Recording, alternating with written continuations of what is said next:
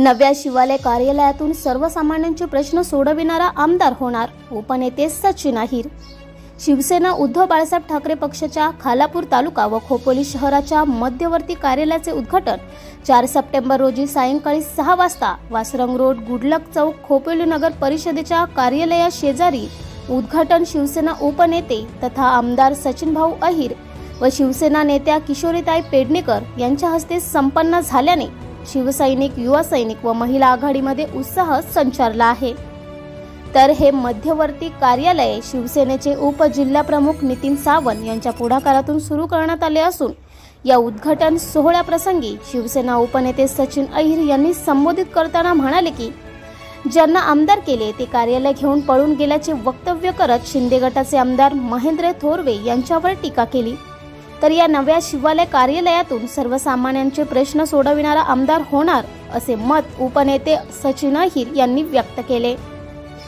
यावेळी शिवसेना उपनेते तथा आमदार सचिन भाऊ अहिर व शिवसेना नेत्या किशोरीताई पेडणेकर, उपजिल्हाप्रमुख नितीन सावंत, महिला आघाडीच्या संघटिका सुवर्णाताई जोशी, रेखाताई ठाकरे, कर्जत खालापूर विधानसभा संपर्क प्रमुख डॉक्टर सुनील पाटील, तालुका प्रमुख एकनाथ तिंगळे, उत्तम कोळंबे, प्रभारी शहर प्रमुख संतोष देशमुख, युवा सेना उपजिल्हाधिकारी महेश पाटील, समन्वयक प्रशांत खांडेकर, महिला आघाडीच्या उपजिल्हा संघटिका अनिता पाटील आदी प्रमुखांसह मोठ्या संख्येने शिवसैनिक, युवा सैनिक व महिला आघाडी उपस्थित होते। ब्युरो रिपोर्ट, लोकहिंद वृत्तवाहिनी। माजी महापौर आदरणीय किशोरीताई पेडणेकर यांच्या उपस्थितीमध्ये खऱ्या अर्थाने गेल्या अनेक दिवसापासून, 9 वर्षापासून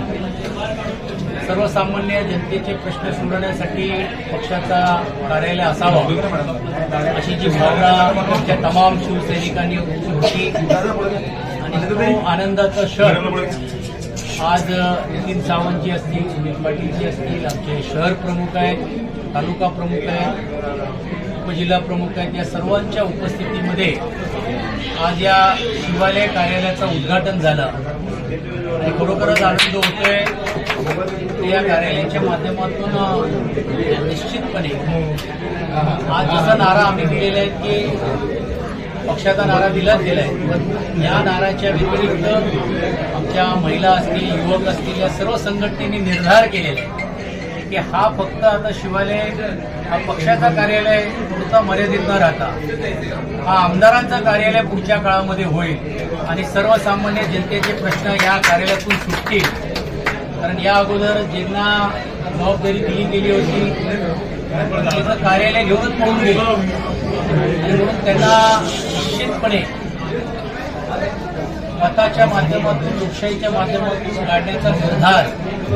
आज आम्ही या निमित्ताने करतोय। आणि तुम्ही बघितलं असेल की आता आमदारांना पण लिहावं लागतोय, फिक्स आमदार, म्हणजे त्यांनाही गॅरंटी नाहीये म्हणून कार्यकर्त्यांकडनं बॅनर लावावं लागतोय।